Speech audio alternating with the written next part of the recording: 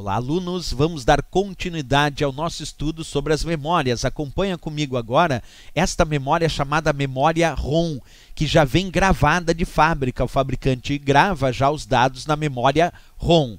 Vamos estudar então alguns elementos importantes sobre essa memória ROM, que é conhecida como a memória somente de leitura. Observa, a memória ROM é a memória somente de leitura. Esse é o significado da sigla ROM.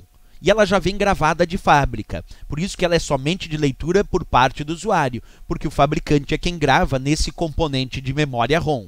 Outra coisa, mesmo tendo fornecimento ou não tendo fornecimento de energia elétrica, como tu pode observar, a memória ROM mantém os seus dados armazenados. Isso quer dizer que ela não é volátil, porque ela não depende de energia elétrica para manter os seus dados armazenados. Então, a memória ROM tem algumas características importantes para a prova. Primeiro, ela é conhecida como a memória somente de leitura, porque o seu conteúdo já vem gravado de fábrica e para o usuário é somente de leitura.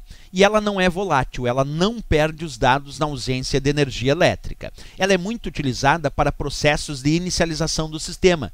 É muito comum usar a memória ROM para armazenar o que nós chamamos de BIOS, que é o sistema básico de entrada e saída, e fornece os primeiros dados que o computador precisa durante o processo de inicialização. E a memória ROM é muito usada, então, para armazenar programas que demandam a inicialização de um sistema.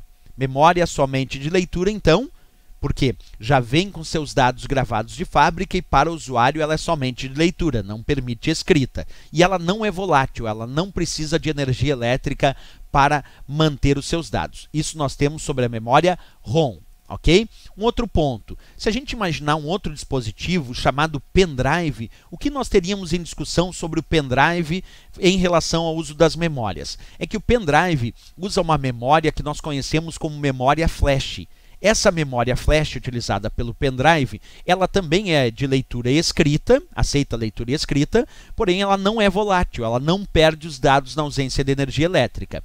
Então nós temos a memória flash com uma característica bem importante, ela é de leitura escrita e não volátil. E a memória que tu encontra no pendrive, que tu encontra, por exemplo, num cartão de memória da tua câmera digital ou ainda em outros dispositivos. Ainda em relação a esse dispositivo chamado pendrive, que se utiliza da memória flash e conexão USB, e é um dispositivo portátil para armazenamento de dados, hoje em dia, valores comuns que nós temos para pendrive é na casa dos gigabytes. Pendrive de 2 GB, 4 GB, 8, 16, 32, 64 GB, são valores comuns encontrados para pendrive. Quer dizer, na casa dos giga, na casa dos bilhões de bytes em relação à capacidade comum de armazenamento. Embora nós tenhamos pendrives com mais capacidades de armazenamento. Aqui eu mostro alguns modelos de 8, 16, 32, 64 GB. Embora, como eu disse, existem já pendrives na casa dos terabytes. Esse é um exemplo de um pendrive de 1 terabyte. Só não é comum. O comum do pendrive, como eu vou repetir de novo, é o seu valor na casa dos gigabytes. Isso é o mais comum para o pendrive, que se utiliza de uma memória chamada memória flash. Ok, pessoal? Na próxima aula, continuamos com mais revisão para o concurso do INSS 2016. Até a próxima aula. Bons estudos!